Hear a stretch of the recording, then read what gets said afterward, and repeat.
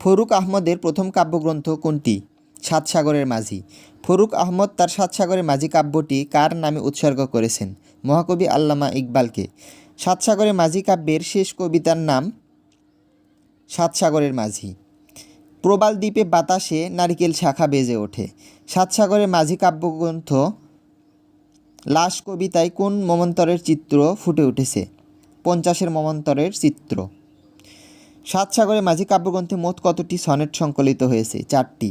সাত সাগরের মাঝি কাব্যের কোন কবিতায় পঞ্চাশের মন্বন্তরের চিত্র আছে? লাশ কবিতায়। কবি ফরুক আহমদ বাংলা কবিতায় কী হিসাবে খ্যাত? ইসলামী রেনেসাঁর কবি হিসাবে। আকাশের নাবিক কবিতায় কবি মুসলমানের দুর্গতির জন্য কাকে দায়ী করেছেন? মুসলমানদের আদর্শচ্যুতিকেই দায়ী করেছেন। আকাশের নাবিক কবিতায় কবি মুসলমানদের দুর্গতির জন্য কাকে দায়ী করেছেন? মুসলমানদের আদর্শচ্যুতিকেই দায়ী করেছেন। ফরুক আহমদের কবিতায় প্রধানত কোন চেতনার প্রকাশ ঘটেছে? ইসলামী আদর্শ ও জীবনবোধের।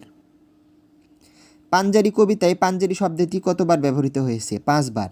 সাত সাগরের মাঝি কাব্যে পাঞ্জারি বলতে নাবিককে বোঝানো হয়েছে। ফরুক আহমদের স্বর্ণ ঈগল কবিতাটি আঙ্গিক বিচারে কোন ধরনের? সনেট জাতীয় কবিতা। সাত সাগরের মাঝি কাব্যগ্রন্থে স্বর্ণ ঈগল কবিতায় কবি কাকে স্বর্ণ ঈগল বলেছেন? অতীতের মুসলমান জাতিকে। সিন্দবাদ কবিতায় কতগুলো দ্বীপের কথা বলা হয়েছে? 1000 দ্বীপের কথা। ডাহুক কিসের প্রতীক? মুক্ত ও স্বাধীনতার প্রতীক। ডাহুক কী ধরনের কবিতা? প্রতীকধর্মী কবিতা। রাত্রিশেষ কাব্যের প্রকাশকাল কত? 1947 সাল। দুর্বহ পাপের বোঝা দিনে দিনে লঘু করিবার প্রতিজ্ঞা আমার। রাত্রিশেষ কাব্যের কোন কবিতায় কবি এ প্রতিজ্ঞা করেছেন? স্বাক্ষর কবিতায়। আহসান হাবীবের রাত্রিশেষ কাব্যগ্রন্থে মোট 28টি কবিতা আছে। আহসান হাবীবের রাত্রিশেষ কাব্যের কবিতাগুলোকে কয়টি পর্যায়ে ভাগ করা হয়েছে? 4টি পর্যায়ে। কবি আহসান হাবীব কোন অভিধায় অভিহিত? সময়ের স্বর্ণ ঈগল অভিধায় অভিহিত। আহসান হাবীবের একটি উপন্যাসের নাম অরণ্য নীলিমা। আহসান হাবীবের দিনগুলি কবিতায় কবির দিনগুলো কিসের প্রতীক? সাপদ বিজয়ী অরণ্যে সর খাওয়া এক হরিণ শিশুর আর্তনাদের প্রতীক। এই মন এই মৃত্তিকা কবিতায় কবি কাকে ভালোবেসেছিলেন? চেনা পৃথিবীকে। কাশ্মীরি মেয়েটি কবিতায় ফরিদের ছোট ছেলেটির নাম আমজাদ। আহসান হাবীব রচিত রেইনকোট কবিতায় কয়টি বর্ষা পেরোনোর কথা বলা হয়েছে? 25টি। আহসান হাবীবের হাসি কবিতায় তার হাসিকে কিসের মতো ঘুরে বেড়াতে দেখেছেন? মুশিকের মতো ইতস্তত ঘুরে বেড়াতে দেখেছেন। আমাদের সম্মুখের পথে আলো দিচ্ছে কে? পাশ্চাত্যের ইতিহাস। আমাদের সম্মুখের পথে আলো দিচ্ছে পাশ্চাত্যের ইতিহাস। সেতু শতক কবিতায় বিষয়ভাবনা কী? 1757 সালের পলাশির ঘটনাকে কেন্দ্র করে সেতু শতক কবিতা রচিত। নারঙ্গী বনে কি কাঁপছে? সবুজ পাতা কাঁপছে। স্বাক্ষর কবিতায় কবির প্রতিজ্ঞা কী? দুর্বহ পাপের বোঝা দিনে দিনে লঘু করিবার প্রতিজ্ঞা করেন কবি। রেড রোডে রাত্রিশেষ কবিতায় তারায় ভরা আকাশকে কাঁপিয়ে কিসের সংকেত বেজে ওঠে? সাদা কাফনের সংকেত বেজে ওঠে। মজলুম আদিব শব্দের অর্থ নির্যাতিত লেখক। শামসুর রাহমানের ছদ্মনাম মজলুম আদিব। কবি শামসুর রাহমান কোন উপাধিতে ভূষিত হন? নাগরিক কবি। শামসুর রাহমানের প্রথম কাব্যগ্রন্থের নাম কি? প্রথম গান দ্বিতীয় মৃত্যুর আগে। আধুনিক নাগরিক কবি বলা হয় শামসুর রাহমানকে। শামসুর রাহমানের প্রথম কবিতা কোন পত্রিকায় প্রকাশিত হয়? সাপ্তাহিক সোনার বাংলা পত্রিকায়। শামসুর রাহমানের বন্দি শিবির থেকে প্রথম কোথা থেকে কখন প্রকাশিত হয়? 1972 সালে জানুয়ারিতে কলকাতা থেকে প্রথম প্রকাশিত হয়। বন্দি শিবির থেকে কাব্যগ্রন্থে মোট 38টি কবিতা রয়েছে। তোমাকে পাওয়ার জন্য হে স্বাধীনতা কবিতায় কার সিঁথির সিঁদুর মুছে গিয়েছিল? হরিদাসীর। তোমাকে পাওয়ার জন্য হে স্বাধীনতা কবিতায় নরবরে খুঁটি ধরে কে দাঁড়িয়ে আছে? মোল্লাবাড়ির এক বিধবা দাঁড়িয়ে আছে। জলপাই রঙের জিপের দিকে কে বারবার তেড়ে যায়? পথের কুকুর। শামসুর রাহমানের তোমাকে পাওয়ার জন্য হে স্বাধীনতা কবিতায় সগির আলীর বাড়ি কোথায়? শাহবাজপুরে। মধুস্মৃতি কবিতায় কবি কাকে স্মরণ করেছেন? মধুদার স্মৃতি স্মরণ করেছেন। সখিনা বিবি কবির কোন কবিতায় উল্লেখ রয়েছে সখিনা বিবি কবির কোন কবিতায় উল্লেখ রয়েছে? তোমাকে পাওয়ার জন্য হে স্বাধীনতা কবিতায়। বন্দি শিবির থেকে কি জাতীয় কাব্য বন্দি শিবির থেকে কি জাতীয় কাব্যগ্রন্থ? বিপ্লবী কাব্যগ্রন্থ। রৌদ্র করটিতে শব্দের আবিধানিক অর্থ সূর্যের আলোয় উদ্ভাসিত। রক্তাক্ত প্রান্তরে কবিতা কার স্মরণে লেখা? অধ্যাপক মনির চৌধুরীর স্মরণে। স্বাধীনতা তুমি কবিতায় কবি স্বাধীনতাকে রবি ঠাকুরের কোন সৃষ্টিশীলতার সাথে তুলনা করেছেন? অজর কবিতা ও গানের সাথে। স্বাধীনতা তুমি কবিতায় কাকে মহাপুরুষ বলা হয়েছে? কাজী নজরুল ইসলামকে। হিটলারের নব্য অবতার বলতে বোঝানো হয়েছে ইয়াহিয়াকে। হাসান হাফিজুর রহমানের প্রথম প্রকাশিত কাব্যগ্রন্থের নাম বিমুখ প্রান্তর। হাসান হাফিজুর রহমান সম্পাদিত বাংলাদেশের স্বাধীনতা যুদ্ধ দলিলপত্র কত খণ্ডে প্রকাশিত হয়েছে? 15 খণ্ডে। হাসান হাফিজুর রহমানের শোকার্ত তরবারি কাব্যের প্রকাশকাল 1982। শোকার্ত তরবারি কাব্যটি কবি কাদেরকে উৎসর্গ করেন? সাইদ আহমেদ, এখলাস উদ্দিন ও নির্মলেন্দু গুণকে উৎসর্গ করেন। হাসান হাফিজুর রহমান সম্পাদিত স্বাধীনতা ও মুক্তিযুদ্ধ বিষয়ক গ্রন্থটির নাম বাংলাদেশের স্বাধীনতা যুদ্ধ দলিলপত্র। 21শে ফেব্রুয়ারি কবিতা সংকলনটি সম্পাদনা করেছেন হাসান হাফিজুর রহমান। হাসান হাফিজুর রহমানের শুধু ডাক দিও কবিতায় যৌবনকে ডাক দিলে কি হয়? স্থূল স্থূল পর্দা ভেদ করে জ্যোৎস্না আসবে। শোকার্ত তরবারি কবিতায় অনেক শ্যামলিমা কিসে ধোঁয়া হয়ে গেছে? ভাতৃ রক্তে। শোকার্ত তরবারি কবিতায় কবি কিসে উন্মাদ হন? নিজের ঘ্রাণ শক্তির কারণেই উন্মাদ হন। শোকার্ত তরবারি কাব্যের প্রথম কবিতার নাম শুধু ডাক দিও। তুমি অবিনাশ কবিতায় কিসের মুখে সব শাস্ত্র ভেসে যাচ্ছে? অস্ত্রের মুখে। আমাদের উচ্চতার মাপে কবিতা অনুসারে ইদানিং মানুষের কিসের চেয়ে অনেক বড়? মানুষ কিসের চেয়ে অনেক বড়? মানুষ মানুষের চেয়ে অনেক বড়। আরও কত জল হলে কবিতায় কবি কোন দুঃখে হতচকিত? খাদ্য লড়াইয়ের দুঃখে। সাতসাগরে মাঝি কাব্যে কোন কবিতায় 50-এর মমন্তরের চিত্র আছে? লাশ কবিতায়। নারঙ্গী বনে সবুজ পাতা কাঁপছে। সাতসাগরে মাঝি কাব্যগ্রন্থে স্বর্ণ ঈগল কবিতায় স্বর্ণ ঈগল বলতে মুসলমান জাতিকে বুঝিয়েছেন। আহসান হাবিবের রাত্রিশেষ কাব্যের কবিতাগুলোকে 4টি পর্যায়ে ভাগ করা হয়েছে। আহসান হাবিবের দিনগুলি কবিতায় কবির দিনগুলো শাপথ বিজয়ী অরণ্যে সর খাওয়া এক হরিণ শিশুর আহসান হাবিবের দিনগুলি কবিতায় কবির দিনগুলো কিসের প্রতীক? শাপথ বিজয়ী অরণ্যে সর খাওয়া এক হরিণ শিশুর আর্তনাদের প্রতীক। আহসান হাবিব রচিত রেইনকোট কবিতায় 25টি বর্ষা প্রেরণার কথা বলা হয়েছে। শামসুর রাহমানের ছদ্মনাম মজলুম আদিব। স্বাধীনতাকে পাওয়ার জন্য কার কপাল ভেঙেছিল? সখিনা বিবির। মধুর স্মৃতি কবিতায় কবি 71-এর শহীদ মধুদার স্মৃতি স্মরণ করেছেন। হাসান হাফিজুর রহমানের শুধু ডাক দিও কবিতায় যৌবনকে ডাক দিলে কি হবে? স্থূল স্থূল পর্দা ভেদ করে জ্যোৎস্না আসবে। শোকার্ত তরবারি কবিতায় শ্যামলিমা কিসে ধোঁয়াশা হয়ে গেছে?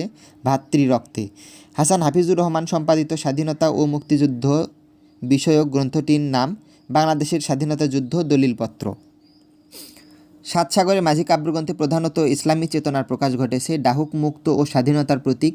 সিন্দবাদ কবিতায় হাজার দ্বীপের কথা বলা হয়েছে। আহসান হাবিবের রাত্রিশেষ কাব্যগ্রন্থের কবিতাগুলোকে 4টি পর্যায়ে ভাগ করা হয়েছে। কাশ্মীরি মেয়েটি কবিতার ফরিদের ছোট ছেলের নাম আমজাদ। দুর্বহ পাপের বোঝা দিনে দিনে লঘু করিবার প্রতিজ্ঞা আমার। রাত্রিশেষ কাব্যে কোন কবিতায় কবি প্রতিজ্ঞা করেছেন? স্বাক্ষর কবিতায়। শামসুর রহমানের প্রথম কাব্যগ্রন্থের নাম প্রথম গান দ্বিতীয় মৃত্যুর আগে। রক্তাক্ত প্রান্তরে কবিতাটি অধ্যাপক মনির চৌধুরীর স্মরণে রচিত। রৌদ্র করটিতে শব্দের অর্থ সূর্যের আলোয় উদ্ভাসিত। 21শে ফেব্রুয়ারি কবিতা সংকলনটির সম্পাদনা করেছেন হাসান হাফিজুর রহমান। শোকার্ত তরবারি কবিতায় কবি নিজের ঘ্রাণ শক্তির কারণেই উন্মাদ হন। আমাদের উচ্চতার মাপে কবিতা অনুসারে ইদানিং মানুষ মানুষের চেয়ে অনেক বড়। সাতসাগরের মাঝি কাব্যের শেষ কবিতার নাম সাতসাগরের মাঝি। ডাহুক কিসের প্রতীক? মুক্ত ও স্বাধীনতার প্রতীক। আকাশের নাবিক কবিতায় কবি মুসলমানদের দুর্গতির জন্য মুসলমানদের আদর্শচ্যুতিকেই দায়ী করেছেন। শোকার্ত তরবারি কাব্যের প্রথম কবিতার নাম শুধু ডাক দিও। আরও কত জল হলে কবিতায় কবি খাদ্য লড়াইয়ের দুঃখে হতচকিত। তুমি অবিনাশ কবিতায় কিসের মুখে সব শাস্ত্র ভেসে যাচ্ছে? অস্ত্রের মুখে। আমাদের সম্মুখের পথে আলো দিচ্ছে পাশ্চাত্যের ইতিহাস। এই মন এই মৃত্তিকা কবিতায় কবি কাকে ভালোবেসেছিলেন? চেনা পৃথিবীকে। বন্দি শিবির থেকে কাব্যগ্রন্থে মোট 38টি কবিতা রয়েছে। স্বাধীনতা তুমি কবিতায় কাকে মহাপুরুষ বলা হয়েছে? কাজী নজরুল ইসলামকে। রৌদ্র করটিতে অর্থ সূর্যের আলোয় উদ্ভাসিত। রাত্রি শেষ কাব্যের প্রকাশকাল 1947 সাল। সাত সাগরের মাঝি কাব্যে পাঞ্জেরি বলতে জাহাজের মাস্তুলের কাছে প্রহরায় নিযুক্ত নাবিককে বোঝানো হয়েছে।